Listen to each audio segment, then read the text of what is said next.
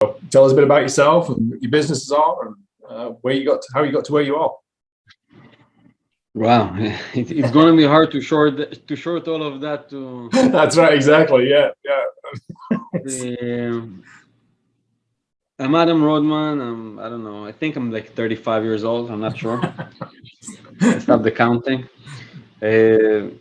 Basically, my business is in the affordable housing business, and I think that what I'm doing is special. And of course, every entrepreneur thinks what they're doing is special, but I think that I found a way to get investors to invest in high risk, affordable housing while keeping their ROI requirements and the community needs, and to find a delicate balance that everybody can be happy about. Right.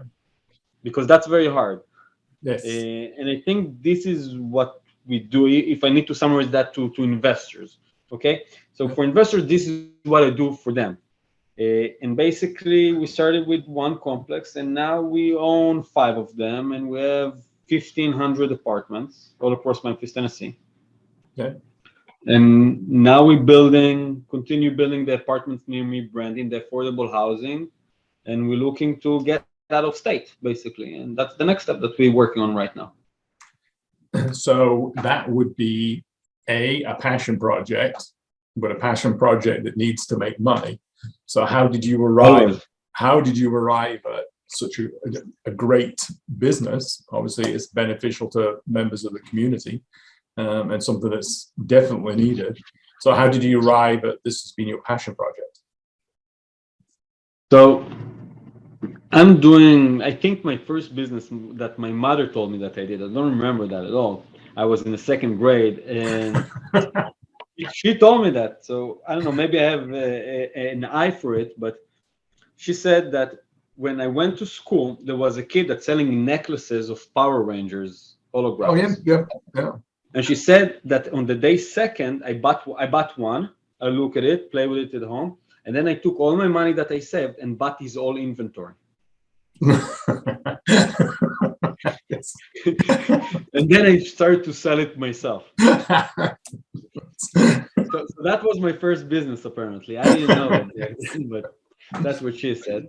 And from there, it's just, all the time I'm looking. I remember that I'm going to a store, and you're buying something for $1.50. I always remember that I calculate, if they selling me that for $1.50, how much they need to profit out of it so that can be on the shelf. Yeah.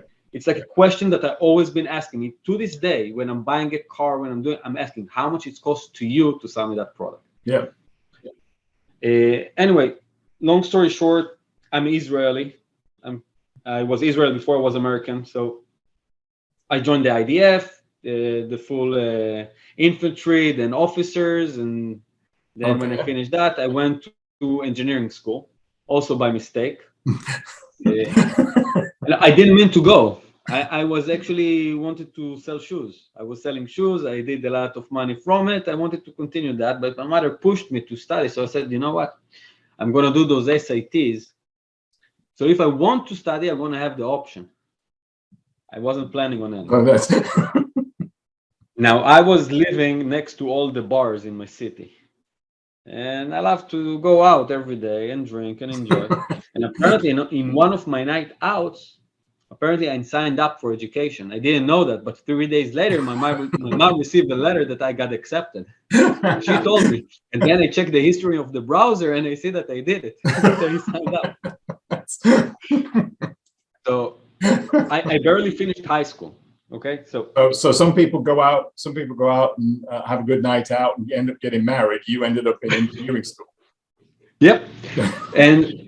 And I said, and I barely finished high school because I have a really hard time with sitting in class. I have hard time on working by myself. I have hard time of memory. I cannot read a paper and remember it. It's something that is impossible for me. I'm very not good in writing, not in Hebrew, which is my mother language, and not in English, not in any language. So I said,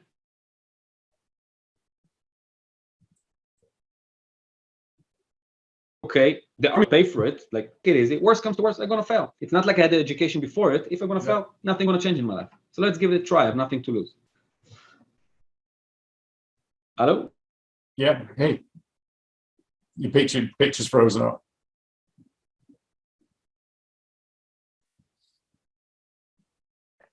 Oh, there we go. I cannot hear you. Yeah, you disappeared. Yeah, we got disconnected for a second. Yeah, that's okay. You can carry on. So we got ourselves into school. Yeah, so I got myself over there, and they said, okay, if I'm gonna fail, I'm gonna fail. I took it easy. Everybody took, people around me took like 5 classes and 4 classes. I took 2. I said, I don't know. It's been a minute since I was in high school. I don't remember the math. I don't remember computers. Let's take it easy. And I nailed it because I also wanted to continue working because I was supporting myself. I was out of the parents' house. I don't like to be in debt. I'm a debt-free man. So right. And apparently it was easy, so I continued. After 2 years of doing that while I'm actually full-time job, okay, engineering school and a full-time job, I was accepted to be one of the staff in the engineering school and actually tutor students. Okay. In statistics and supply chains. Yeah. I finished school eventually, and then I went on working for Siemens Degraded Shipping. They went IPO last year, or at the start of this year. A great company. I learned a lot about the shipping industry, about the world business, about how corporate run, all the problems with the corporate. Yeah. Like how everything have to be a process, and now every process is we have to protect it no matter what, and all of those things which drove me insane. But I learned a lot from it about how a structure should be for the stability of the structure. And I worked over there in the commercial side. I was working with all the bids for the freight forwarders and the other big vendors that need to buy the routes in advance, like a year in advance, in order to secure the shipments. So I was working in that department, learned a lot about how the bidding happening behind the scene. And I finished that, and I said, okay, I learned engineering. My profession is in service system, engineering service systems, and optimization and statistics and all of that. And I don't want to work in programming every day, even though I'm very good at, and even though it's very good money, I don't want to do that. I want to do something that usually people with my skill set not doing. So I said, let's go to finance. I didn't work in finance, and I love the stocks market and all that. Let's go and work in finance. I've known nothing about finance.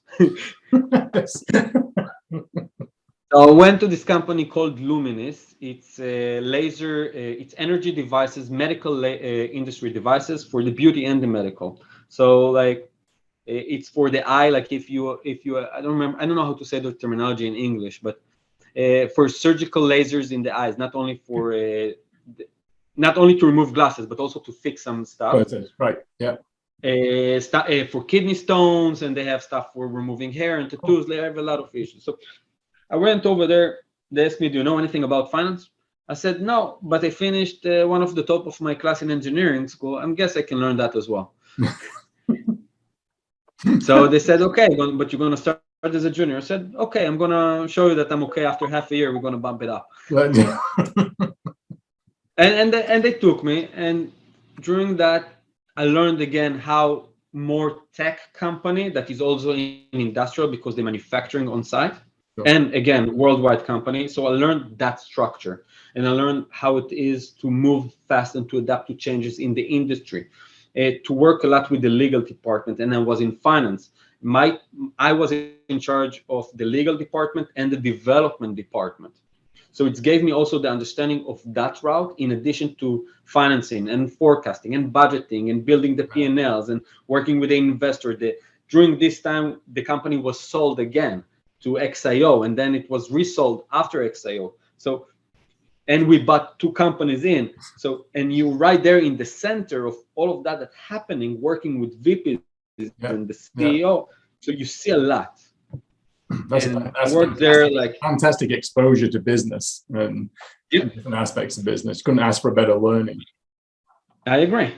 And after almost 2 years, I was too tired, right? I was tired.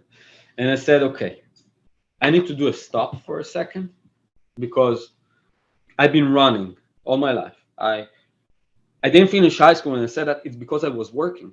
Yeah. My mother caught me when I was 17, caught me sleeping. They want to go to school. Now, she is a Russian mother, so she came to me, kicked me from the bed, and said, "Hey, you have two options: or you have a job, or you go to school, but you're not sleeping all day long." The same day, I got a job, by the way, in cleaning dishes Did in the you? bar. That's,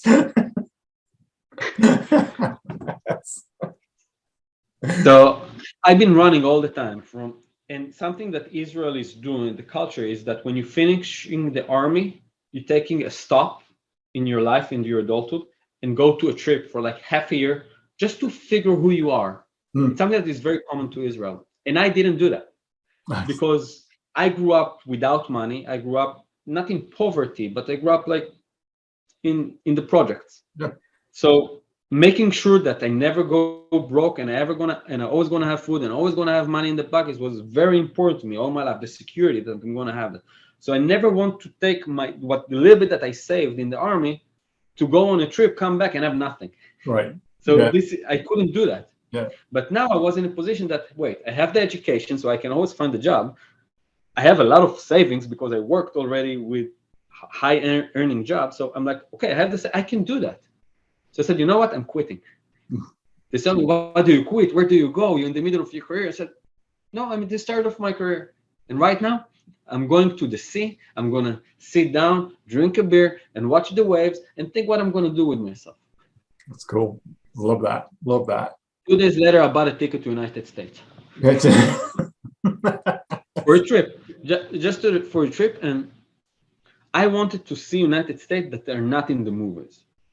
I want to see the United States that not published anywhere, that you don't see everywhere. Yeah. So I arrived to New York. Of course, this is where everybody getting. And then from there, I said, okay, what I want to see, Mississippi River, Tom Sawyer, all of that, the stories, the South. I like country music a little bit. Let's see how it really is. So I went to Memphis and I went to Mississippi and Arkansas and started traveling just to see all of those places that I read in books. Sure. Yeah. And then I met my wife. Accidentally, I met her. She was, and I said, okay, she's a wonderful woman. I love her, but like, what do I do now? So I said, okay, I'm gonna stay. We're gonna marry. She asked me to marry her, and I'm like, okay, let's do it. And then I pick up the phone. And they told me that they have a complex over here in Memphis that need help. Friend of mine. I said, okay, I'm going to try to help him. So he told me, I don't have a position for you, but see what you can help me with. I've been there for a few days, and they said, I can help you with the construction. I was stocking shelves and took 2 employees to change a little bit their warehouse. That's what I did. And I said, hey, help me a little bit with the rentals. I said, okay, let's see how can I help with the rentals. Okay, Facebook Marketplace, let's see. Okay, boom, rented apartments. And then they had a problem with the manager of the complex. They fired him. So they said, you know what? We don't have a manager to the complex. Do you want to join? I'm like, yeah, okay, I can try. Been in the right place at the right time with the right brain. That's what I think. Yeah. And the moment I took over Wind Branch, I understood the problem. The problem is that nobody gonna build affordable housing from scratch as a business unless it's government grants. That's not gonna happen. Now, the risk that coming with building it is that government grants are very hard to get, and once you're getting them, it's very hard to follow as a business, and you have additional cost of following them. So it's not like, hey, here's the money, build whatever you want. No. Right. And if they're after you building, you have to follow certain rules, and not every business owner or real estate investor want to do that. So you have a situation where affordable housing not being built while affordable housing need exists. Sure. So I said, okay, there is a business model over here that I need to figure out to make it happen. And this is how Apartments Near Me come to life.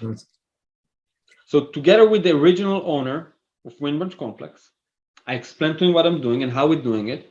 So we team up and other investors and basically created this thing, this umbrella of brand for affordable housing to work in the toughest neighborhoods. Like I'm telling you, we were in places that gunshots outside of your office, outside of my office. And maybe I'm crazy because I'm Israeli, but it's not scaring me at all. And and that's what we did. And as we progress, we're building the management team, the regional function, the functions inside the office. I also bring my high tech and what I seen from the industry. So we're changing everything from how the process is internally, removing the paperwork stuff, removing the whole idea of process, making everything lean, less managers. You know, every complex that you're gonna go, you have a property manager and you have a leasing agent and secretary and that manager. And like we don't need all of that. Right. So we're changing the whole structure of how you're doing it in a way that the investor are eventually getting what they need and the community enjoying living there because you're cleaning the place, you're investing in the most important aspect of society. Yes. So you have the values on one side, you have the business on the other side, and that's something that's making it sustainable and with a high potential of growth. What's the how much? That's my story. Yeah. So what's the risk? The risk that they're not going to pay rent. The risk that Corona and they're not going to let you to evict anybody, even though they owe you a lot of money. Yeah. The risk is that you're going to have high crimes and you're not going to be able to do anything because the police is not working and the security is not working. And eventually, you need to find a way to motivate people to work how you want to work. And every business owner have to be crazy because it's pure suffering every day because every day you have to fight with everybody that's dragging you down. Yes. Yeah. And that it's a constant fight and you need to build a team and you need to find the right people and sometimes it's taking a long time to understand who lies to you and who's not, who's really with you and who's not. And you also need to be more experienced and you need to negotiate all the time. Everything is negotiation, everything. So, but it's okay. You're adapting, you're building, you're changing yourself and you're growing up and you're making it happen. Yeah. That's just a fantastic story. I mean, that's like not only your original while you're in Israel, but then to come here and to follow the steps and be willing to take those risks, to do those jobs and try those things and just throw yourself into things. I mean, that's if anything's an American story, it's that the ability to come to the United States and be who you want to be, as long as you're willing to work at it. I've been working. I'm working a lot. Yes, yeah, exactly. Yeah, but the end product is you have a successful career and a successful life because you're willing to do the work. And it's a great story to listen to because of your dedication to yourself and to making it whatever you do, accidentally falling into engineering school, and then taking that time once you've been in through the Israeli army and stuff. I mean, it's just a great story that people need to hear these sort of things because it sets an example for if you want to be successful, how to go about it. It's not going to fall into your lap. I agree about that. Yeah, I think you're setting an example for other people to follow, and not only while you're doing that, for presumably doing quite well out of it, but you're also helping out a community and giving people decent accommodations to live in, decent places to live in. When most people are building apartments which cost $2,000 a month for a 2-bedroom. No, we're in the range of 700 for 2-bedroom. Yeah, and so you're providing great to the community, and I just think it's a great story. I appreciate you taking the time today, Adam, talk to me about that, and I'll be sure to put it in the newsletter, and I'll be sending you a copy of it. And I really, really admire what you've done.